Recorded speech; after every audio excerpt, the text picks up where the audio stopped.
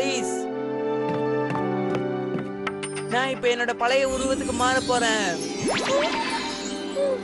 யார் நீ? அதெல்லாம் நான் அப்புறம் சொல்றேன். முதல்ல ஜன்னலை சாத்துங்க.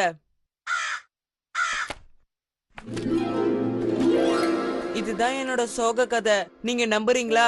எனக்கு உதவி பண்ணுவீங்களா? சொல்லுங்க இளவரசி, பதில் சொல்லுங்க. நான் உங்களை நம்புறேன். என்னால செய்ய முடியற எல்லா உதவியும் செய்யறேன். அது என்னோட அப்பா சத்தம். அவருக்கு ரொம்ப உடம்பு சரியில்லாத இப்படி சத்தம் போடுறாரு. என்னால இந்த வயிற்று வலியை தாங்க முடியல.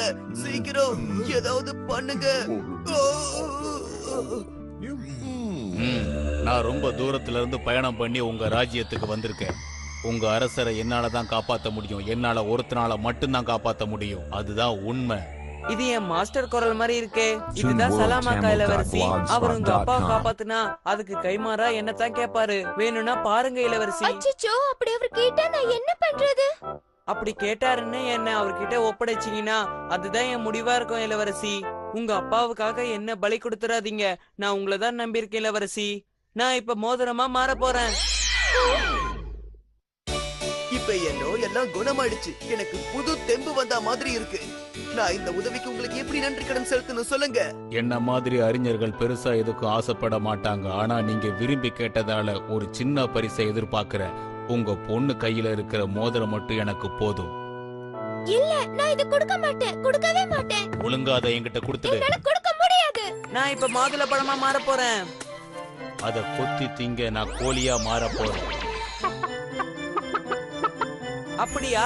இப்ப இந்த கோழியை திங்கிற நிறைய மாற போறேன். இப்ப மோதி பார்க்கலாமா?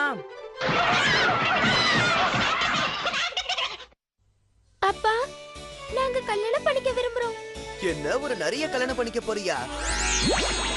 நான் இவரைதான் கல்யாணம் பண்ண விரும்பினேன். அப்ப எந்த பிரச்சனையும் இல்ல. நீங்க ரொம்ப சந்தோஷமா இருக்கணும். ஆமா, என்ன குணப்படுத்தின அந்த டாக்டருக்கு என்ன ஆச்சு? அவரையும் உங்க கல்யாணத்துக்கு கூப்பிடலாம் நினைச்சேன். அவர் ரொம்ப தமாஷா பேசினாரு. அப்படின்னா அந்த ராஜாவுக்கு எதுவுமே புரியலன்னு நினைக்கிறேன். அதனால தான் அது காமெடியா எடுத்துக்கிட்டாரு. ஆமா, நிச்சயமா அந்த ராஜா குழம்பி போயிருப்பாரு.